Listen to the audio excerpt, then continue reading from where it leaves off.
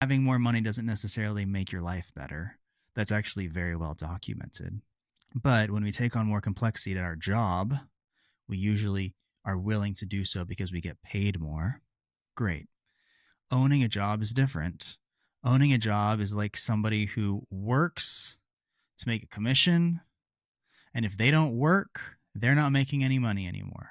I don't know, your classic example might be a real estate agent or somebody who owns a small business by themselves, a solopreneur. If they don't work, they don't get paid. There's an incremental level of complexity to do that compared to the person who simply has a job, who goes to work and is told what to do, right? But when I own a job, I have to go figure out what to do. I have to go make stuff happen in order to get paid. And owning a business is an incremental level of complexity over and above that.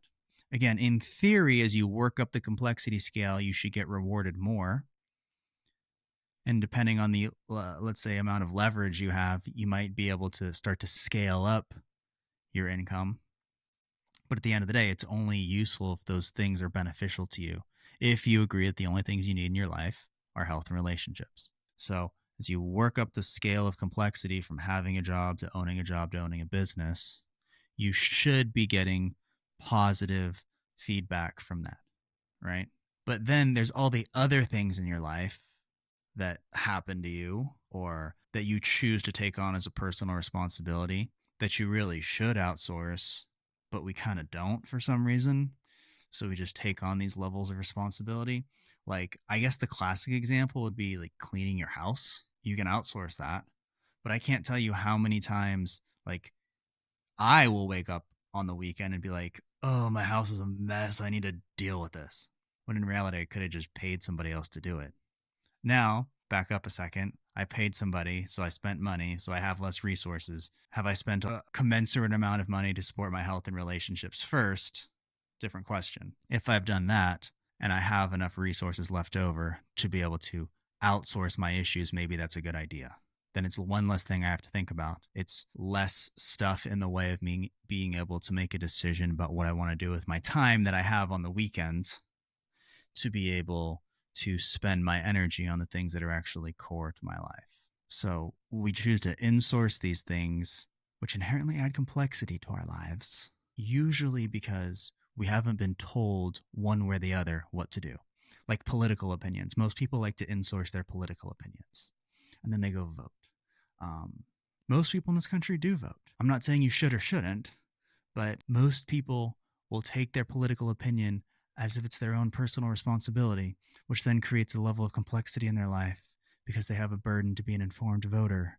And then there's a burden to listen to everybody else's opinion and distill it and make a decision as if that's the most core central thing about their life. I don't know. Or money. I'm making money now. So I had a job. I owned a job. I own a business. Maybe you're going up that scale and you're making more money. All of a sudden, I have excess resources. I've taken care of my staples, my core needs. Let's just call that health and relationships. And I'm moving into the place where I have enough relationships to spend more money on things that are maybe preferences, house cleaning, or even luxuries. You know, call it a nice vacation. Who knows? But I'm kind of cerebral, so I have all these excess resources. So how do I make sure that, you know, is my IRA fully funded? What do I do with my HSA account? What the heck is a mega backdoor Roth?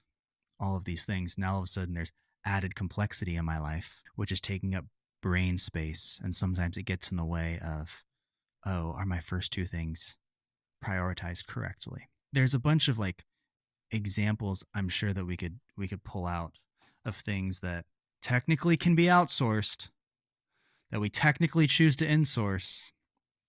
And then it creates these degrees of complexity in our life that may or may not be necessary, right? That's where I started this whole thing, which was like, okay, if somebody's job is to give advice, somebody else is paying them to give advice.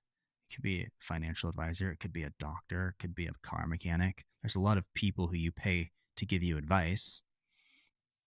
And I'm not an expert in that category. What like degree of, let's say, engagement do I need to have in order to be able to tell if the person who's giving me the advice even knows what the heck they're talking about. It's kind of a weird question if you think about it. You have to be like really committed to this, and it is possible. Like, I'll use politics as the easiest example. If you are going to choose not to vote, I don't really care if you do or not. I'm not an elected official. I just live here. But if you choose not to vote, which like 1/3 of people don't vote, basically, plus or minus. So that means some of you are listening to this and didn't vote, whatever.